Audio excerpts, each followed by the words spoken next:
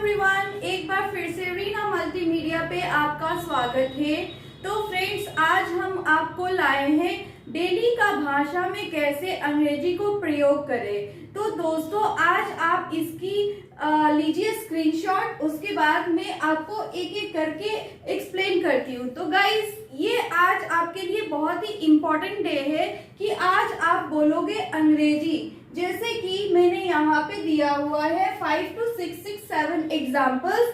अब इसे आप, आज का दिन शुरू हो गया, आज आप सीख रहे हो अंग्रेजी। फ्रेंड्स, हम लोग कभी कभी हमेशा बोलना भूल जाते हैं। जैसे कि हम लोग जो भाषा हिंदी में निकालते हैं नजर ना लगे, है ना, या तो आपसे बहुत दिनों बाद मुलाकात हो रही है, तो ये सारी लैंग्वेज को अंग्रेजी में कैसे आप लोग प्रयोग करोगे और कब कब इसे प्रयोग करना है। तो गाइस, आज हम आपको लेके आए हैं 6 to 7 एग्जाम्पल, जो आप इसकी स्क्रीनशॉट ले सकते हो और अपनी कॉपी पे नोट करिए।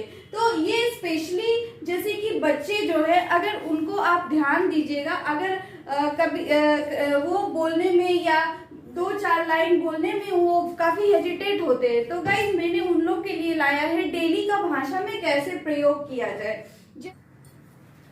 तो गाइस देखिए, पहला एग्जाम्पल है कहीं नजर ना लगे। तो हम लोग आम तौर पे कहते हैं कि नजर ना लगे, है ना, कुछ भी अच्छा होता है तो हम लोग कह देते भाई नजर ना लगे, यार ऐसा नहीं होना, भगवान ना करे ऐसा कभी हो। तो हम लोग उस समय कहते हैं टच वुड, उस समय कहते हैं टच वुड, टच वुड। ठीक है, तो कभी भी आप इस तरीके से जब भी ये भाषा प्रयोग करोगे कि नजर ना लगे, तो टच वुड। सेकंड है आपका अद्भुत, अद्भुत, है ना, वंडरफुल।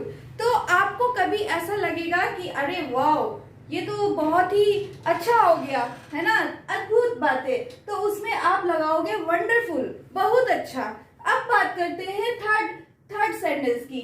थर्ड में है प्रभु की कृपा से, है ना। तो कभी कभी हम लोग ये भी यूज करते हैं, ये इसकी भी प्रयोग करते हैं कि अरे प्रभु की कृपा से मेरे पास आज घर है, प्रभु की कृपा से आज मेरे पास गाड़ियां हैं। तो गाइस, प्रभु की कृपा से हम लोग यूज कर सकते हैं बाय गॉड्स ग्रेस। आप देख सकते हो बाय गॉड्स ग्रेस, प्रभु की कृपा से, ईश्वर की कृपा से, बाय गॉड्स ग्रेस। नेक्स्ट है आपका जरूर आना, है ना। तो जरूर आना, ये भी आम तौर पे आप बोलते हो, यार प्लीज ऐसा करना, सारी काम खत्म करके प्लीज जरूर आना, है ना, भूलना मत, जरूर आना। तो उस समय हम लोग कहते हैं डू कम। ठीक है, उस समय कहते हैं डू कम। अब बात करते हैं चलो जाने दो, चलो जाने दो। अब कहीं भाई अपने भाई से, अपने घर में किसी से भी लड़ाई हो जाती है, तो अपना गुस्सा ठंडा कर हम लोग कहते हैं जाने दो, कोई बात नहीं, बच्चा है, जाने दो, कोई बात नहीं, है ना। तो उस समय हम लोग प्रयोग करते हैं let it be, let it be, let it be, चाहे जो भी हो। ठीक है, चलो जाने दो, लेट इट बी। नेक्स्ट है आपका बहुत दिनों से आपको नहीं देखा। तो हम लोग क्या होते हैं कि कभी कभी ऐसा भी होता है कि कहते हैं कि यार तुझे तो मैंने बहुत दिनों से नहीं देखा, तो उस समय भी आप यूज कर सकते हो लॉन्ग टाइम नो सी, लॉन्ग टाइम नो सी। नेक्स्ट है गाड़ी से उतर जाओ, है ना। तो गाड़ी से आप उतर जाओ। जैसे बहुत सारे लोग हैं, कार रखते हैं, है ना, स्विफ्ट है, डिजायर है, ऑडी है, कोई भी गाड़ियां हो, तो फैमिली जब साथ में चलती है तो कभी कभी ऐसा भी होता है, बेटे गाड़ी से उतर जाओ। तो उस समय आप भाषा को प्रयोग करोगे get off the car, get off the car. तो गाइस, ये कुछ ऐसे सेंटेंसेस है जो आप अपने डेली के भाषा में प्रयोग कर सकते हो, और ये उन लोगों के लिए जिनको बिल्कुल इंग्लिश नहीं आती है, जो बिगिनियर्स है। तो गाइस, आप यहाँ से स्टार्ट कर सकते हो, और हमारी चैनल जो है ग्रामर प्लस स्पोकन, ये आपको दोनों प्रोवाइड करती है। तो पिछले क्लास में मैंने प्रीपोजिशन कुछ पढ़ाया था, तो उसकी एक रिकैप कर लेते हैं। तो रिकैप करके मैं थोड़ा और बता दूंगी। फ्रेंड्स, ऐसे ही मैं आपको 10 सेंटेंसेस डेली दिया करूंगी, और इन सेंटेंसेस को आप प्रयोग कर अपने घर में अपने ब्रदर सिस्टर, अपने भाई बहन, पापा मम्मी के साथ इस भाषा को बोलिए और जल्द से जल्द अंग्रेजी सीखिए। तो गाइस, अभी तक हम लोग ने देखा है गाड़ी से उतर जाओ, गेट ऑफ द कार, अब हम देखेंगे थोड़ा धीरे बोल सकते हो। हम लोग कहते हैं ना अपने छोटे भाई को या किसी को भी, थोड़ा धीरे बोल सकते हो क्या? तो उस समय हम लोग कहेंगे could you speak slowly, could you speak slowly, could you speak slowly.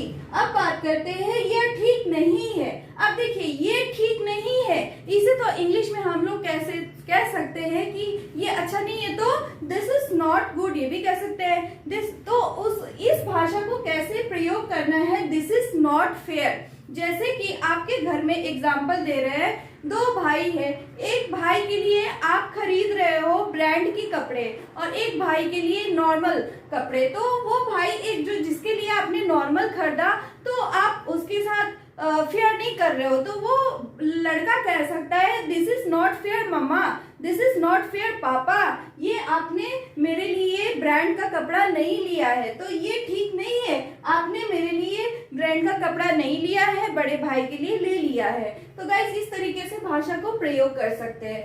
अब बात करते हैं अंधेरा हो रहा है। कभी आप छत पे रहो या कभी ऐसा टाइम हुआ ठंड के मौसम में, तो आप कभी छत पे हो तो वहां पे अंधेरा होना शुरू हो जाता है। तो अंधेरा हो रहा है, इसको कहेंगे इंग्लिश में it's getting dark, it's getting dark. तो गाइज ये सारे 10 सेंटेंसेस है जो रोजाना अपने भाषा में प्रयोग करिए और हमारे बोर्ड पे जो भी मटेरियल अवेलेबल हो रही है उसकी स्क्रीनशॉट ले लीजिए। तो गाइज अब थोड़ा सा प्रीपोजिशन का रिकैप कर लेते हैं। तो फ्रेंड्स मैं पिछले वीडियो में मैंने आपको बताया था प्रीपोजिशन क्या है। वो पूर्व स्वर्ग है जो कि नाउन और प्रोनाउन के पहले लगता है। और पहला मैंने देखा था इन को, जैसे कि इन द मॉर्निंग सुबह, इन द इवनिंग शाम में, है ना। तो इस तरीके से मैंने आपको बताया था। तो इनका मैंने कुछ चीजें बताई। अब हम आपको बताते हैं ऑन का। ऑन कब कब लगा सकते हो, जैसे कि कोई भी सरफेस एरिया है, मान लो सरफेस यानी कि जो भी एरिया है आपके पास, जैसे छत हो गई, जैसे आपका टेबल हो गया, जैसे आपका सीलिंग हो गया, तो ये सारी चीजों में हम लोग लगाते हैं ऑन। जैसे एग्जांपल में है ऑन द फ्लोर, फर्श पे, ऑन द फ्लोर, फर्श पे कुछ गिरा है तो ऑन द फ्लोर, ठीक है। अगर कोई चीज फर्श पे गिरा है तो कहाँ गिरा है भाई, ऑन द फ्लोर। अब बात करते हैं सीलिंग की। सीलिंग यानी कि फ्लोर के जस्ट ऑपोजिट जो ऊपर की तरफ रहता है, जैसे सीलिंग फैन लगाते हो तो उस समय भी हम लोग प्रयोग करते हैं ऑन द सीलिंग। अब बात करते हैं रूफ की, जो कि छत होती है। रूफ का मतलब होता है छत।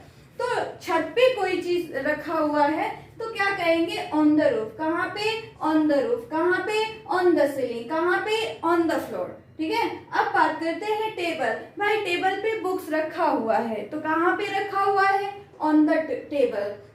गाड़ियां कहाँ चलती है, ऑन द रोड। गाड़ियां कहाँ चलती है, कहाँ पे, ऑन द रोड। कहाँ पे, ऑन द टेबल। कहाँ पे, ऑन द रूफ। कहाँ पे, ऑन द सीलिंग। कहाँ पे, ऑन द फ्लोर।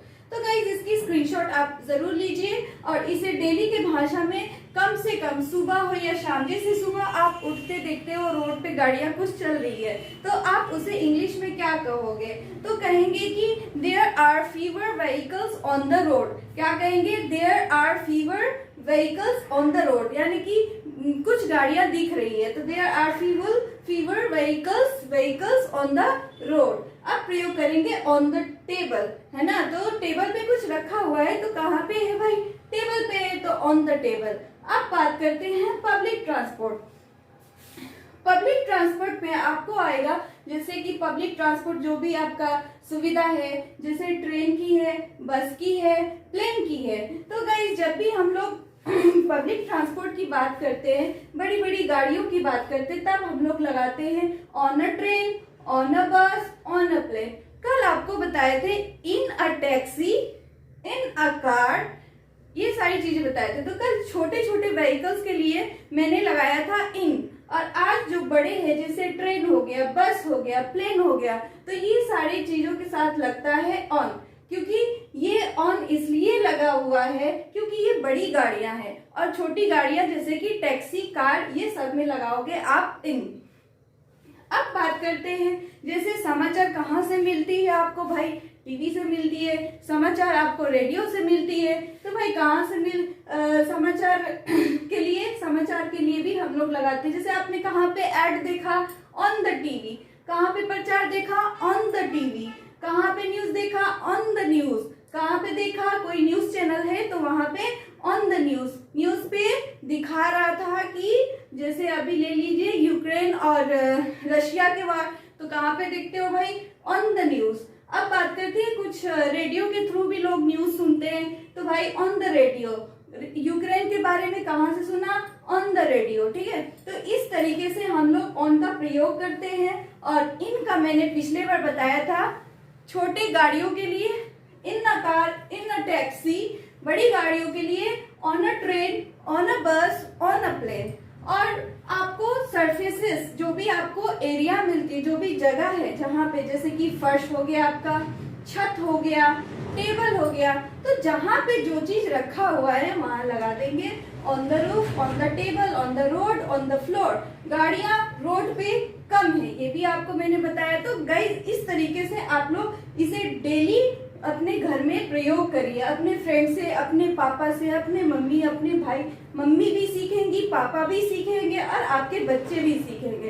तो गाइस एक माहौल आपको बनाना पड़ेगा, जैसे कि कोई भी चीज को सीखने के लिए, स्पेशली जब आप इंग्लिश की बात करते हो, तो बच्चा अगर ग्रामर से भी अगर परफेक्ट नहीं है, अगर आप एक इन्वायरमेंट क्रिएट करते हो, जैसे कि अपने घर में सभी भाई बहन, पापा मम्मी अगर एक इन्वायरमेंट क्रिएट करते हैं जहाँ पे पापा भी थोड़ा इंग्लिश बोल लिए, मम्मी भी बोल ली, भाई भी बोल लिया, तो ऐसे क्या होता है, इन्वायरमेंट क्रिएट करने से आपकी इंग्लिश की फ्लुएंसी और बढ़ जाती है, फिर आप बोलोगे फर्राटा इंग्लिश। तो गाइज हमारे चैनल को अगर आपको यहाँ से नॉलेज मिल रही है, आपको वीडियो अच्छा लग रहा है, तो गाइज इस चैनल को लाइक करें, शेयर करें और सब्सक्राइब करें। फिर मिलते हैं अगले वीडियो में कुछ नए सेंटेंसेस के साथ। तब तक आप घर पे करिए ये सारी वर्ड्स के साथ प्रैक्टिस। Thank you.